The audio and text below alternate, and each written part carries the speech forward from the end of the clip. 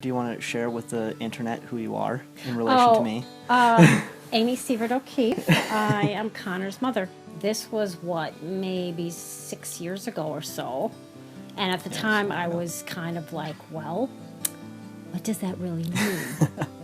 Yep. Because you have to explain it to me. Well, now it's like, duh.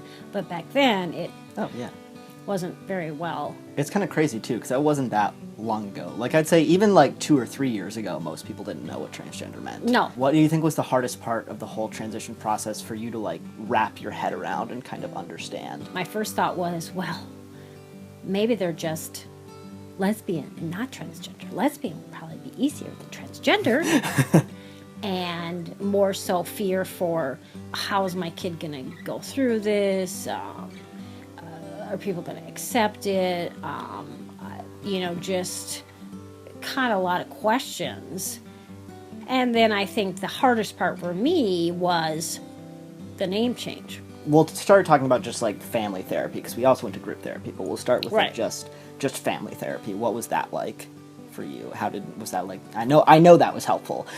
Oh, yeah. I mean, even just the general kind of realizing, like, let's figure out, who you are at the age of 12 or 13. Who do you feel like you are? The group therapy was much more interactive as far as both with the kids and with parents. It was very good to meet with, I think of two parents, or one parent in particular who I still communicate with, that her son was, her transgender son was like well on his way to social transition, to say, wow, these people are just like us. So let's jump from therapy to, so I came out in the beginning of the summer. And so how was that? I mean, we got lucky and had pretty positive reactions, but... I think the weirdest was talking to Grandma and Grandpa.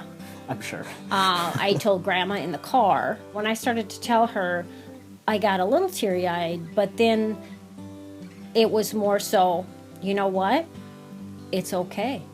This is a good thing. And I don't think that happened right away. I think I got very teary-eyed at first, more so fear for what you would be going through. They don't know how to react. I'm sorry. Well, you know what? It's okay. I'm fine. We've been through the process. We've been working through this now for almost a year and a half to 2 years. By the time we tell people, it's like, this is okay. You do kind of mourn at first, which you do. You go through a grieving process as a parent before you get to acceptance. This is it. This is okay. I'm not sad. I mean, when I dropped you off at high school, the first day of high school, when I started as Connor O'Keefe, I think I could have puked just as well as you could have puked. My stomach was in absolute knots for you that day. Your pain is my pain, and I feel, just as probably not as anxious as you, but it until you have a kid, you would do anything, and you feel what they are feeling, and you feel it in a worse way because you can't really do anything about it. How do you think our relationship has changed, if at all? I'm sure you think that I'm somewhat overbearing or overprotective. Not really protective, but, again,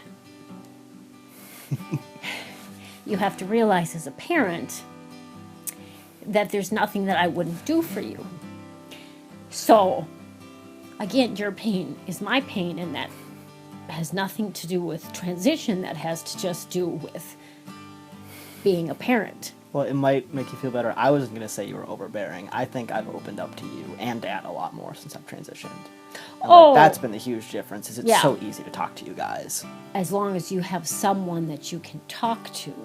There's just too many instances of, whether it's transgender kids, whether it's bi, whether it's whatever, and relationships and friends and family, where they don't talk to someone and they do something that they shouldn't do. Do you have any advice for parents who are maybe more than anything just starting the transition process, or just kind of still in that struggling zone of trying to figure out what their kid's going through? Well, you have to get help. you have to reach out to, and again, that's when I've met with a few parents, it's giving resources. You know, you can't always get in for an appointment right away. That's a problem with a counselor. But there is stuff that's okay on the internet. There's just stuff okay that's on YouTube. There are tons of books out there. There are groups like Transforming Families, which is a local, and there are resources within to, like, I need to talk to somebody. We need to explore where our child is at, figure out who they are, and where they're coming from, and they need to have a safe place or person to talk to. You can't ignore it. You can't just think it's going to go away. You have to help your child figure out who they are and why they're maybe unhappy or unsettled with where they're at.